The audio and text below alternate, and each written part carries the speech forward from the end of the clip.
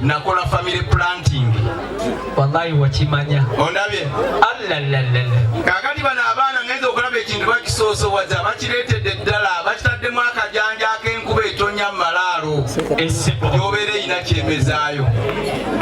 Kale kkiriza baana bange ab'obuwala mukwate enkuutamimu eyo twanirize ku bagenyi. Kaakaawa.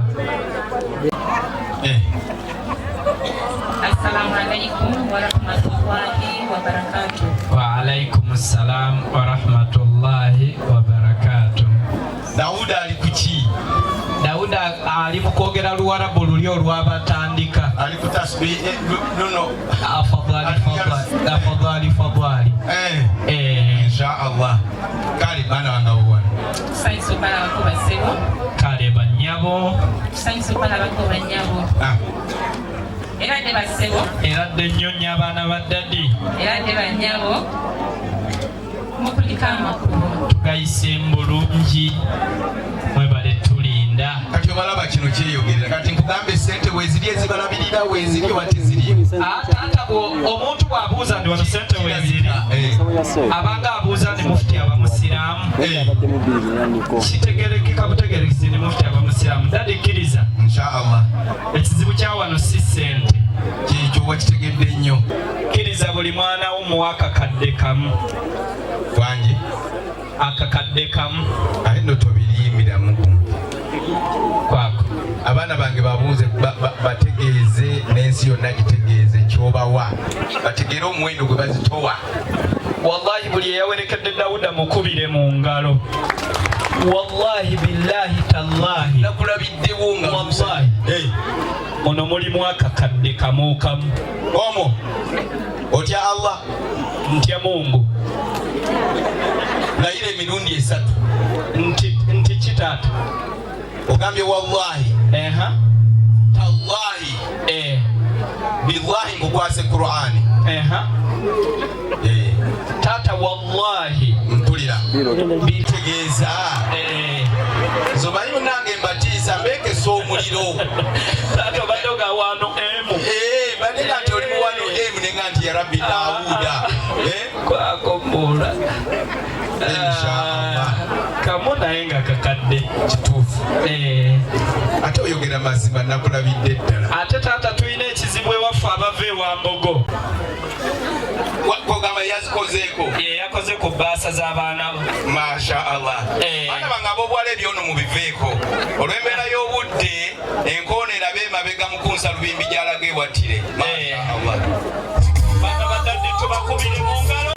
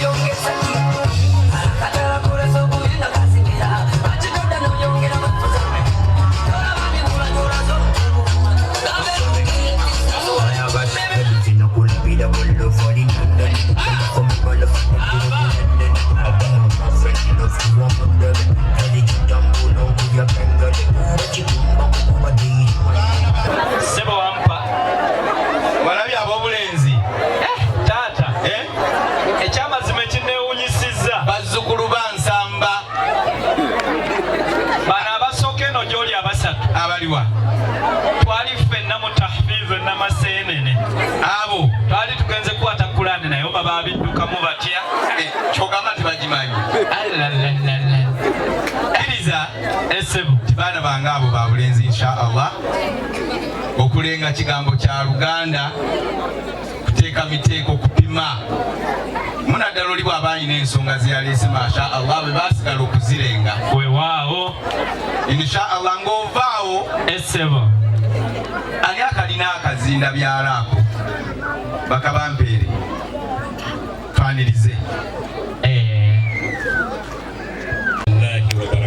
Waalaikum assalam wa rahmatullahi wa barakatuhu muko tusanyusa okubalaba naffe okubasanga bamuko bassebo ne banyabo alhamdulillah mwebale tulinda mukuliko amakulu muko tugayiseemu ssebo motoka tujjidde mu mpya zezibonyebonye oli kyali kyafaanana tebuuza nti sente weeziri teziriiwo yo okutaba Oluganda olunyonyofu wewaawo sebo olunovu ne lunogera ddala naye inshaallah abo bali mu maaso go babulenzi onkoleranga ebigambo bino wammanga ng'oli ne Daawuda nga bazze batwale mu kabuga k'enkoko njeru bw'obajjayo tobabandaazo batwale wa Kiso tobalwisaayo basomose lwero baleete ne Buddu mu Kimaanya ate nayo tolwayo ate obazeeyo awo oyingire Butambala ogenda waliwo mu Ntamu obalekaawo mashaallah biiznillahi taala bebo boolaba taata nzikiriza nabo ntuukeko we bali kabi kali mukulwa nga bakutiisiza ono munnange abadde ngamba nti taata lwaki teyateekako kikomera ne mugamba nti taata ekikomera ateekako kyaki security ng'ayina abaana basobola okukola ng'ekikomera kati ate bataata batudde eri mu kyabalengera nze nno n'abalamuzi nnina sifaayo kati mukoddomi wange balooyambalina mukoddomi wange asembye eryaga nti ya rabbi zinantuukako okuzijja kutuuka ebintu yabimanyiira omulaba akuba bulatyawo alinga omusezi aliraanye limbo akolaki nanjaga nti bwe bataleete bapya naalya ku bakadde abandigidda alimu n'okugamba nti nono gwe baleese olwaleero ne bwe mumalawo olwaleero banamala 2 nga tebaleese gale dadi bana inshaallah oyagala nti tubawe engalo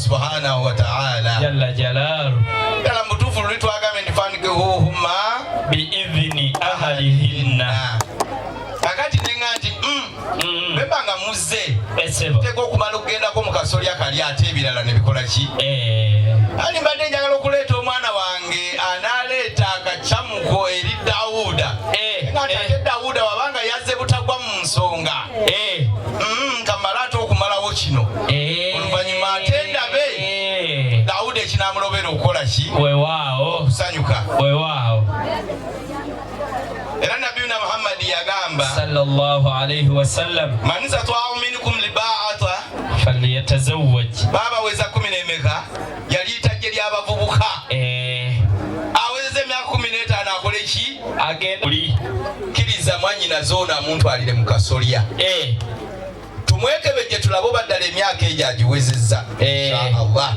ng'alina n'ebisaanizo ebirala ebimukkiriza okuzaalibwa wano inshaallah ate mbabuulira ekiddako tweyanza nnyo dadi tweyanze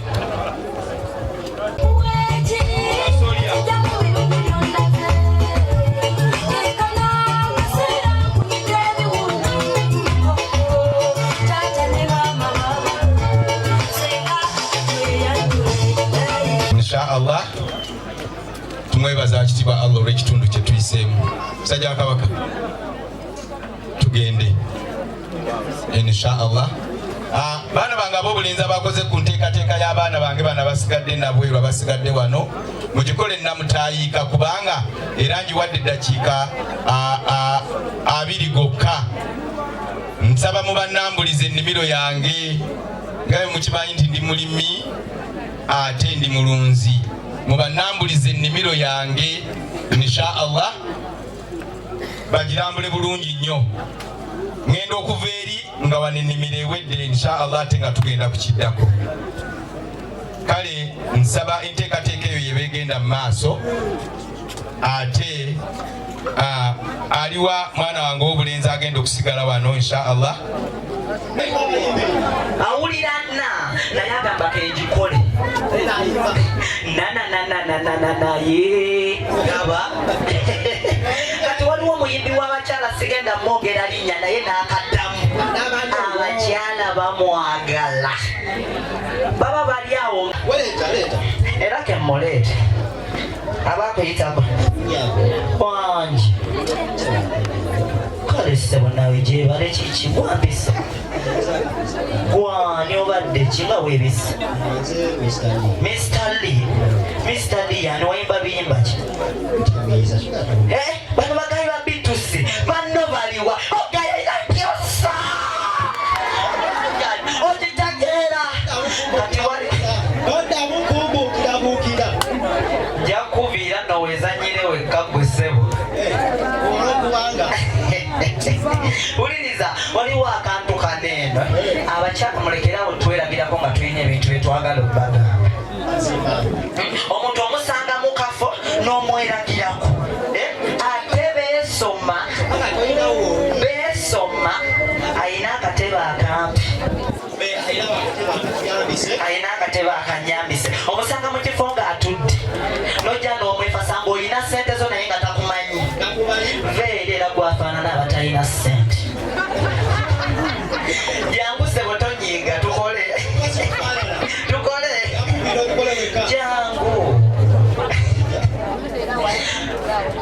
sobolereko oyinza okubeera mu kafo nga kalimu music DJ nsaba otekerakemba nga katambula pola saundi ngaali wansi omusanga mu kifo DJ jangu DJ nga weyeesootinga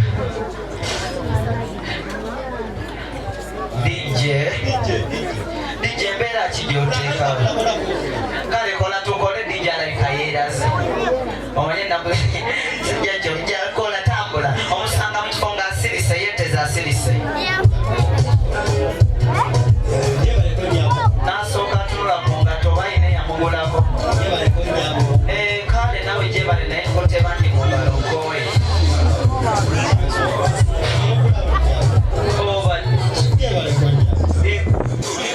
ogamba abakazi tomanyiddwa 222 yegwe siyamuje tomanyira nva ne maaso kati ogenda akusanga wabweru omusaze mu kafo kalimu saawundi akusanga wabweru ng'oyimiridde nga